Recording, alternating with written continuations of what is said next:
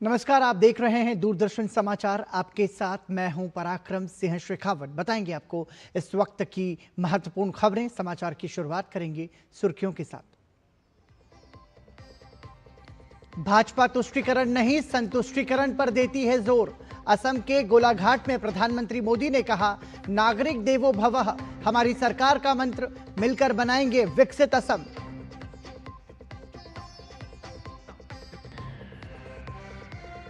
असम के दरांग में गरजे प्रधानमंत्री मोदी, कांग्रेस को बताया देश विरोधियों और घुसपैठियों की रक्षक।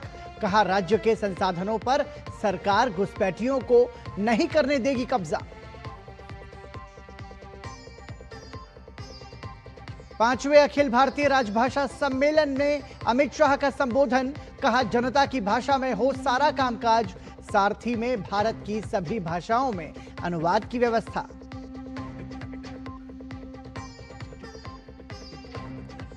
चेन्नई में कर सुधार कार्यक्रम में शामिल हुई वित्त मंत्री निर्मला सीतारमण। नए जीएसटी ढांचे को बताया मध्यम वर्ग को राहत देने वाला। कहा, देश में अब अधिकतर वस्तुएं टैक्स फ्री।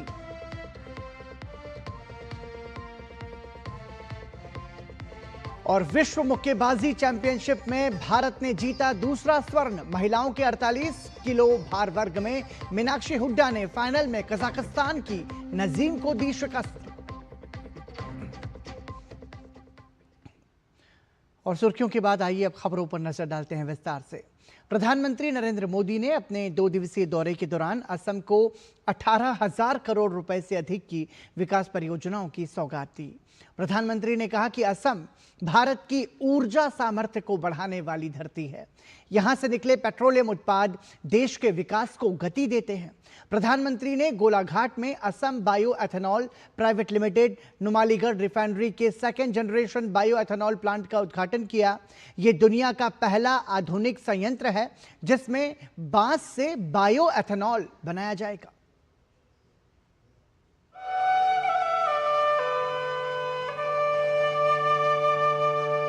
विकसित असम, विकसित भारत की गौरव यात्रा के लिए आज का दिन बहुत महत्वपूर्ण है। आज करीब 18,000 करोड़ रुपए के प्रोजेक्ट असम को मिले हैं।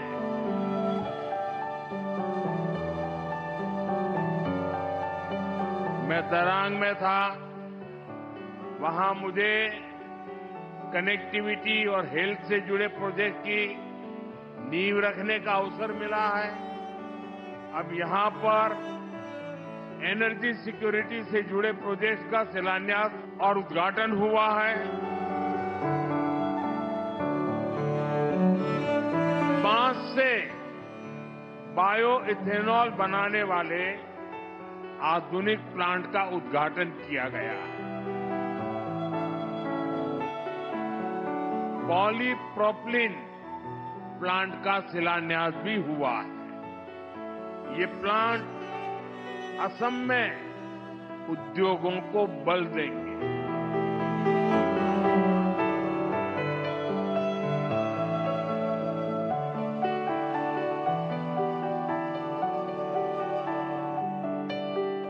असम यात्रा के दूसरे दिन प्रधानमंत्री नरेंद्र मोदी ने दरंग और गोलाघाट में राज्य के लिए 18,000 करोड़ रुपए से अधिक की विकास परियोजनाओं का लोकार्पण और शिलान्यास किया।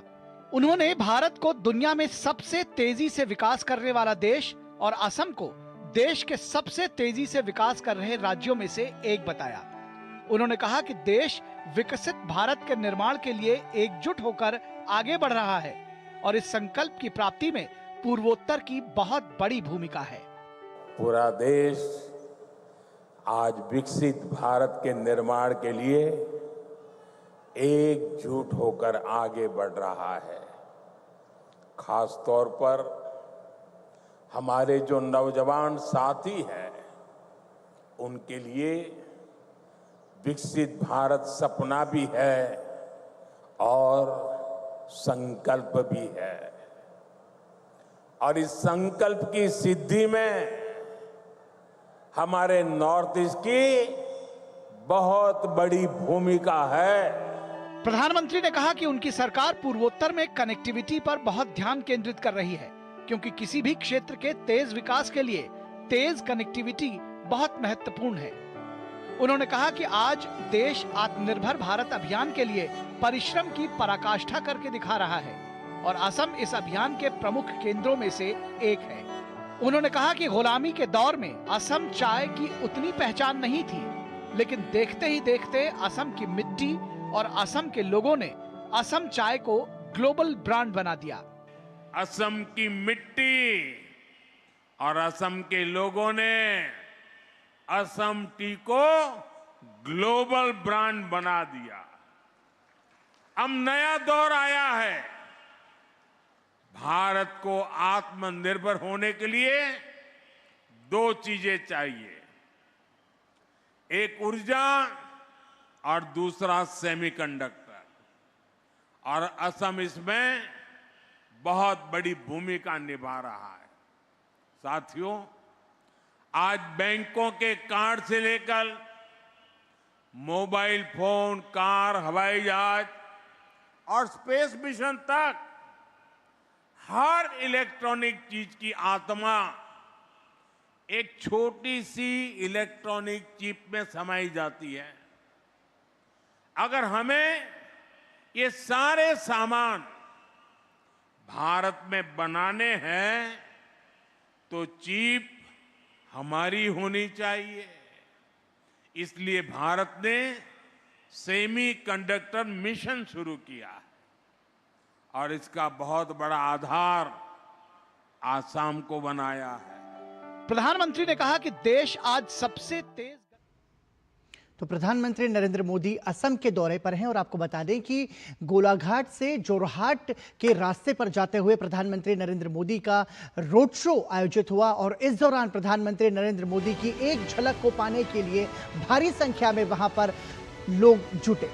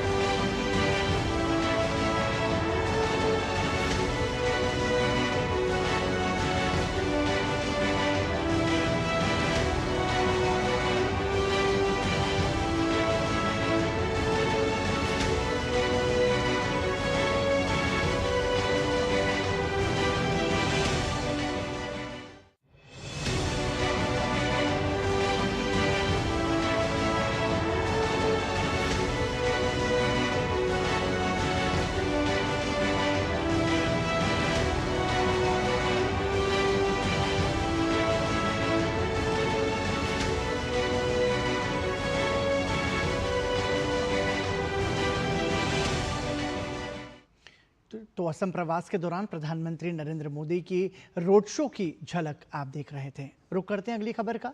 प्रधानमंत्री ग्राम सड़क योजना ने ग्रामीण क्षेत्रों की तकदीर बदलने का काम किया है। लाखों किलोमीटर सड़कों और हजारों पुलों ने न केवल गांवों को शहरों से जोड़ा है, बल्कि शिक्षा, स्वास्थ्य और रोजगार तक ग्रामीणों की पहुंच भी बढ़ा दी है। आइए देखते हैं ग्राम सड़क योजना का अब तक का सफर।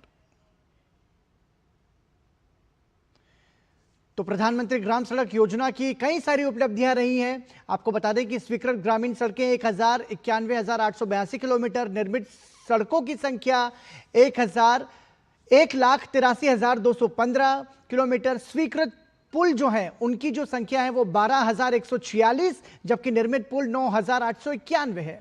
साथ ही हरित तकनीक से स्वीकृत सड़कें 1,66,694 किलोमीटर तक इनका निर्माण किया जा चुका है। साथ ही हरित तकनीक के तहत निर्मित जो सड़कें हैं वो 1,24,688 किलोमीटर इनका निर्माण हुआ है। जबकि ग्रामीणों को कृषि उपज में बेहतर दाम दिए गए हैं। ये PMGSY ग्रामीण विकास को किस तरीके से रफ्तार मिली है उसकी बानगी हम बता रहे हैं। ग्रामीणों को रोजगार के बेहतर अवसर मिले हैं।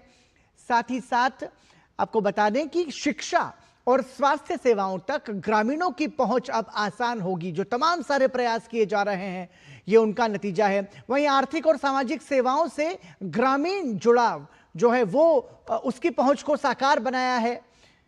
साथ ही PMGSY के चरण में फेज 1 में 1.63 लाख बस्तियों को जोड़ा गया और फेज 2 में 2013 में ग्रामीण सड़कों का आधुनिकीकरण किया गया। ये महत्वपूर्ण प्रयास किए गए। फेज 3 में जो कि 2019 में खेत से बाजार, स्कूल और अस्पताल तक सीधा संपर्क जोड़ा गया। ऐसे ग्रामीण भारत की तस्वीर को बदला गया। 25,000 नई बस्तियों को जोड़ने का लक्ष्य रखा गया। साथ ही नक्सल प्रभावित जिलों में सड़क संपर्क के लिए 2016 में परियोजना RCPLWEA ये लाई गई, जिससे नक्सल प्रभावित जिलों में सड़क संपर्क जो है उसको बेहतर बनाया जाए। तो PMGSY के ये तमाम सारे चरण जिनके माध्यम से गांवों की तस्वीर को बदला गया और आधुनिक सुविधाएं जो हैं वो ग्रामीण इलाकों तक पहुंचाई गई है। और इसी के साथ यहां रुक रहे हैं एक छोटे से ब्रेक के लिए। देखते रहिए DD न्यूज। अब आया असली स्वाद। अब आया स्वाद। जब स्वाद के पड़े हो लाले तो MDH का चंकी चाट मसाला डालें। MDH का चंकी चाट मसाला। MDH। सुन, तू अपने बैंक अकाउंट की जानकारी दे। कुछ लोग पैसे भेजेंगे, फिर कमीशन के पैसे काट के बाकी उनके बताए गए बैंक अकाउंट में भेज देना। नासा। अरे फंसेंगे आप भाई साहब। पैसों को मनी म्यूल कहते हैं। देखिए सावधान रहिए। कुछ अपराधी तत्व कमीशन का लालच देकर अवैध धन का हेरफेर करने के लिए आपके खाते का दुरुपयोग कर सकते हैं। ये गैर कानूनी है, जेल हो सकती है आपको। ये देखिए फंस गए ना। याद रहेगी आपकी राय। अरे तो इसी बात पे हो जाए एक कटिंग चाय। जब धरती चीर कर निकलता है लोहे का पत्थर और मिलता है मोंगिया के जोश से, फिर तपता है, पिघलता है और बनता है फौलाद। अब होता है सरिया सारी खूबियों के साथ। मोंगिया स्टील, मजबूत देश का मजबूत सरिया। गोल्डी छोले मसाले, जहाँ जाएं रिश्ते बनाएं। गोल्डी लाए हैं फ्रेश लॉक टेक्नोलॉजी जो रखे मसालों को हर समय फ्रेश। दादू, ये प्रीमियम क्या होता है? बेटा प्रीमियम मतलब समझ लो पेट्रोल। जब तक कार में पेट्रोल है तब तक कार चलेगी। पेट्रोल खत्म, कार स्टॉप। पर पापा इस बार पेट्रोल खत्म होने पर भी कार चलती रहेगी। वो कैसे? LIC के जीवन लाभ में प्रीमियम पेमेंट हो जाए स्टॉप, पर पॉलिसी के फायदे चलते रहते हैं। मतलब अब लाइफ की गाड़ी चलेगी नॉन स्टॉप। LIC हर पल आपके साथ। 10 लाख की लॉटरी मुझे। वाओ! फर्जी ऑफर से सावधान। RBI कहता है जानकार बनिए, सतर्क रहिए। MDH की देगी मिर्च, देगी मिर्च का तड़का, अंग अंग फड़का। MDH की देगी मिर्च।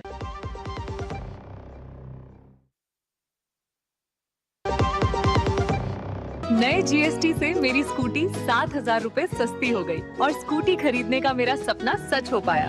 अब सफर आसान है और सपने पूरे करना भी। नेक्स्ट जेन जीएसटी ने मेरी जिंदगी को बनाया सरल, सिंपल और बेहतर।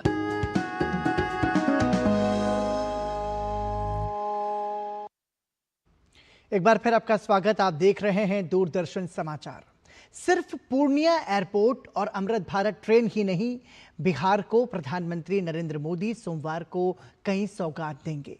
प्रधानमंत्री जोगबनी और दानापुर के बीच वंदे भारत एक्सप्रेस ट्रेन को भी हरी झंडी दिखाएंगे और वहीं सहरसा और छहरटा, अमृतसर तथा जोगबनी और इरोड के बीच अमृत भारत एक्सप्रेस ट्रेनों को भी हरी झंडी दिखाएंगे। प्रधानमंत्री नरेंद्र मोदी बिहार के सीमांचल को मजबूत कनेक्टिविटी की सौगात देंगे। प्रधानमंत्री 15 सितंबर को बिहार दौरे में पूर्णिया हवाई अड्डे के नए सिविल एनक्लेव में अंतरिम टर्मिनल भवन का उद्घाटन करेंगे। इसके साथ ही पीएम रेल संपर्क में सुधार के लिए परियोजनाओं का उद्घाटन और शिलान्यास करेंगे और कई ट्रेनों को हरी झंडी भी दिखाएंगे। एयरपोर्ट टर्मिनल के उद्घाटन के बाद विमानों का परिचालन पूर्णिया एयरपोर्ट से शुरू हो जाएगा। प्रधानमंत्री जब एयरपोर्ट का उद्घाटन करेंगे तो पूर्णिया एयरपोर्ट पूर्ण रूप से ऑपरेशनल हो जाएगा। सबसे पहले जो फ्लाइट है वो पूर्णिया से कोलकाता के लिए है, फिर अहमदाबाद से पूर्णिया के लिए है। आने वाले दिनों में जैसा कि माना जा रहा है कि पूर्णिया कोलकाता और पूर्णिया अहमदाबाद के अलावा भी दिल्ली और मुंबई जैसे शहर इस नेटवर्क से जुड़ेंगे। पूर्णिया एयरपोर्ट से स्टार एयर की फ्लाइट जहां अहमदाबाद से पूर्णिया और कोलकाता के लिए अपनी सेवाओं की शुरुआत करेगी, वहीं इंडिगो की फ्लाइट पूर्णिया से कोलकाता के लिए रवाना होगी। अहमदाबाद से पूर्णिया जो है वो 4 दिन चलेगी, सोमवार, मंगलवार और बृहस्पतिवार और रविवार। और ये जो सोमवार, मंगलवार और बृहस्पतिवार वाली फ्लाइट है, ये अहमदाबाद से पूर्णिया और पूर्णिया से कलकत्ता जाएगी और केवल रविवार को ये कलकत्ता नहीं जाएगी। हमारी पूरी कोशिश है सरकार के साथ मिलके कि हम इस फ्लाइट को डेली कर दें। पूर्णिया एयरपोर्ट के उद्घाटन के बाद प्रधानमंत्री नरेंद्र मोदी शीशाबाड़ी सभा स्थल पहुंचेंगे, जहां से वो सीमांचल समेत बिहार के तमाम हिस्सों के विकास के लिए कई बड़ी सौगातें जनता को देंगे। एयरपोर्ट का वो उद्घाटन करेंगे, यहाँ से हवाई जहाज पर यात्री अहमदाबाद के लिए जाएंगे। मोदी जी वंदे भारत जो देश की सबसे प्रिय और एक्सप्रेस ट्रेन है, उस ट्रेन को देने का काम यहाँ करेंगे। 2.5 लाख महिला उद्यमी के खाते में मोदी जी कल डीबीटी के माध्यम से उनकी राशि वहाँ देने का काम करेंगे। अपने बिहार दौरे में प्रधानमंत्री राष्ट्रीय मखाना बोर्ड का शुभारंभ करेंगे। ये बोर्ड उत्पादन और नई प्रौद्योगिकी के विकास को बढ़ावा देगा। प्रधानमंत्री पूर्णिया में लगभग 36,000 करोड़ रुपए की लागत वाली कई विकास परियोजनाओं का शिलान्यास और उद्घाटन करेंगे। भागलपुर में पीर 35 में 3x800 मेगावाट की ताप विद्युत परियोजना का शिलान्यास करेंगे। ये बिहार में निजी क्षेत्र का सबसे बड़ा 25,000 करोड़ रुपए का निवेश होगा। बिहार के पूर्णिया से कुमार आलोक की रिपोर्ट, डीडी न्यूज। केंद्रीय गृह मंत्री अमित शाह ने गुजरात के गांधीनगर में एक प्रदर्शनी का उद्घाटन किया। इस अवसर पर उनके साथ मुख्यमंत्री भूपेंद्र पटेल भी मौजूद रहे। इसके बाद गृह मंत्री अमित शाह ने गांधीनगर में हिंदी दिवस पर आयोजित 5वें अखिल भारतीय राजभाषा सम्मेलन में शिरकत की और कार्यक्रम को संबोधित किया। अमित शाह ने कहा कि जब सारा कामकाज जनता की भाषा में होता है तो जनता के साथ संपर्क अपने आप बढ़ जाता है। सारथी एक अनुवाद की प्रणाली है जिसमें हिंदी से भारत की सभी माननीय भाषाओं को सरलता से अनुवाद करने की व्यवस्था है। हिंदी केवल बोलचाल की भाषा नहीं होनी चाहिए। हिंदी सिर्फ प्रशासन की भाषा नहीं होनी चाहिए। हिंदी विज्ञान की भी भाषा होनी चाहिए, हिंदी तकनीक की भी भाषा होनी चाहिए, हिंदी न्याय की भी भाषा होनी चाहिए और हिंदी पुलिस की भी भाषा होनी चाहिए। ये सारा कामकाज जब भारतीय भाषाओं में होता है तो जनता के साथ संपर्क अपने आप बढ़ जाता है।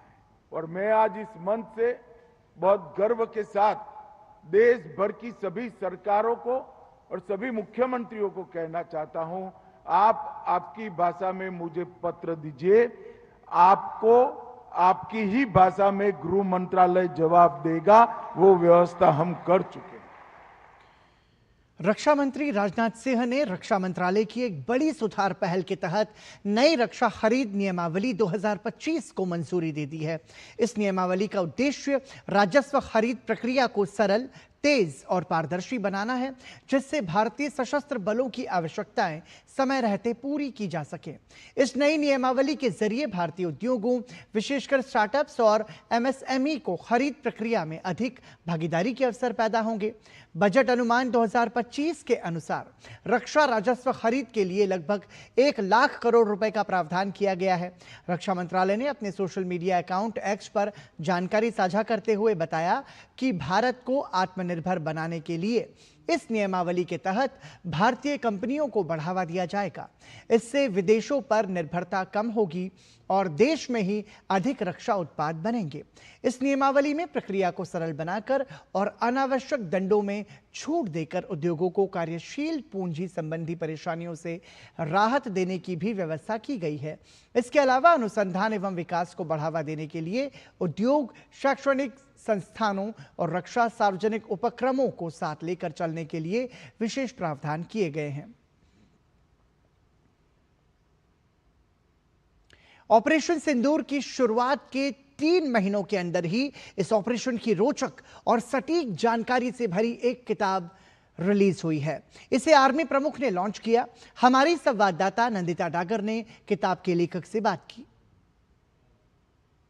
हमारे साथ लेफ्टिनेंट जनरल KJS डिलन हैं, जिन्हें जनरल टाइनी डिलन के नाम से भी जाना जाता है। इनकी तीसरी किताब और बहुत ही टॉपिकल समय पर आई है, operation Sindoor, the untold story of India's deep strikes inside Pakistan. क्या वजह है कि ऑपरेशन सिंदूर की जो किताब है वो, जैसे कि मोदी जी और हमारे प्रधानमंत्री और रक्षा मंत्री ने भी कहा है, operation Sindoor is on going, लेकिन इतनी जल्दी ऑपरेशन के काइनेटिक एक्शन जो हुआ उसके इतनी जल्दी बाद किताब आ गई सर, तो ये इतनी जल्दी कैसे संभव हो पाया, कैसे? देखिए, ये किताब जैसे आपने बोला, मैं टीवी डिबेट्स में भी आता रहा हूँ, तो 22 अप्रैल को जिस दिन पहलगाम हुआ और उसके बाद से मैंने अपने नोट्स बनाने स्टार्ट किए। मैंने जो विशेषज्ञ हैं उनसे बातचीत करनी शुरू की और अपने डिस्कशन की, अपने नोट्स को अमेंड किया, मॉडिफाई किया, और जैसे ऑपरेशन चल रहा था उसके दौरान भी ये सब कार्रवाई चलती रही।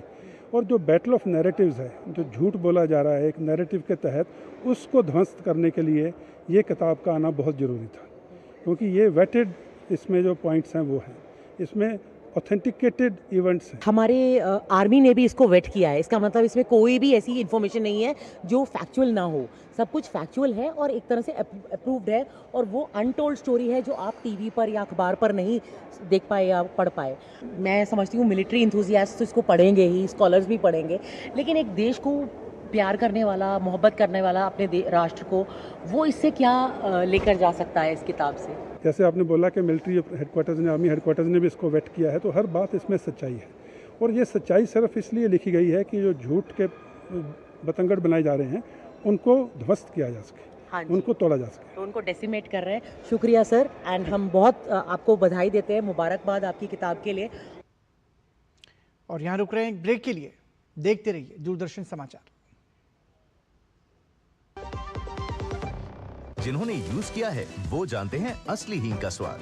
MDH सुपर हींग, शुद्धता का असली तड़का। MDH पता है, कल जो है मेरे घर पर NSO के अधिकारी आए थे, मैंने तो उन्हें सारी सही जानकारी दे दी। हाँ, मेरे घर पे भी आए थे। अच्छा? तो मैंने भी उनको सारी जानकारी दी। ये NSO क्या है और क्या जानकारी दी आप लोगों ने उन्हें? अरे NSO यानी नेशनल स्टैटिस्टिक्स ऑफिस, जो इस समय पूरे देश में हाउस होल्ड हेल्थ एक्सपेंडिचर सर्वे कर रहा है, जिसके अंतर्गत पूछा जा रहा है कि पिछले 1 साल में किस तरीके की बीमारियां हुई है, कितना खर्चा आया है और बीमा का फायदा हुआ या नहीं। और अगर किसी घर में महिला माँ बनी है, कोई टीकाकरण की गई जाँचें और डिलीवरी किसके द्वारा हुई, कहाँ हुई, और सबसे जरूरी बात, माँ और बच्चा सुरक्षित है या नहीं। और ऐसी स्वास्थ्य संबंधी जानकारियाँ इकट्ठी की जाती हैं और हमसे साझा की गई जानकारी के द्वारा सरकार ये तय करती है कि आने वाले समय में स्वास्थ्य संबंधी नीतियाँ कैसी हों, सुविधाएं बेहतर कैसे बने। सबसे महत्वपूर्ण बात, ये सारी जानकारी 100% गोपनीय रखी जाती है। हमने तो अपनी जिम्मेदारियां निभा दी, अब बारी है आपकी।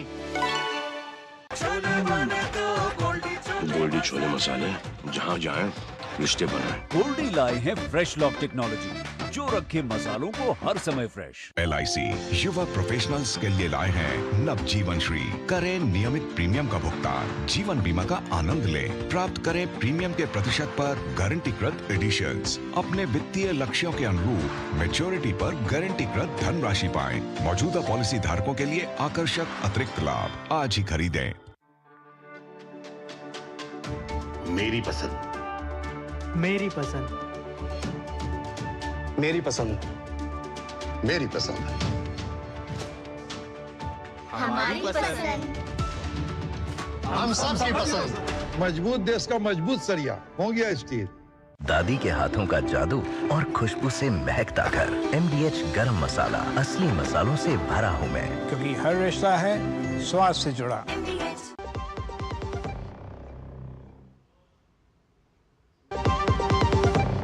नए GST से मेरी स्कूटी 7,000 रुपए सस्ती हो गई और स्कूटी खरीदने का मेरा सपना सच हो पाया। अब सफर आसान है और सपने पूरे करना भी। नेक्स्ट जेन GST ने मेरी जिंदगी को बनाया सरल, सिंपल और बेहतर।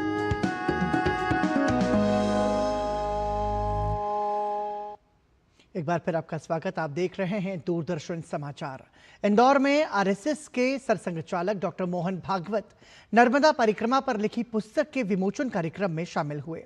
इस पुस्तक को राज्य सरकार में मंत्री प्रहलाद पटेल ने लिखा है। इस अवसर पर मध्य प्रदेश के मुख्यमंत्री डॉक्टर मोहन यादव भी मौजूद रहे। सरसंघचालक मोहन भागवत ने कार्यक्रम को संबोधित किया। उन्होंने कहा कि भारत ने हमेशा विश्व का नेतृत्व किया है, लेकिन कभी किसी देश पर शासन नहीं किया। हमने विश्व का नेतृत्व किया, किसी देश को जीता नहीं, किसी का व्यापार हमने दबाया नहीं, किसी को बदला नहीं, कन्वर्ट नहीं किया। जहां गए वहां हमने सभ्यता दी, वहां हमने ज्ञान दिया, शास्त्र सिखाए, जीवन को उन्नत किया। प्रत्येक राष्ट्र की अपनी पहचान थी, सब थी, लेकिन आपस में एक सुसंवाद चलता था। और इसी के साथ ही समाचार में अभी के लिए इतना ही, लेकिन दूरदर्शन समाचार पर खबरों की यात्रा अनवरत जारी है। दीजिए अनुमति। नमस्कार।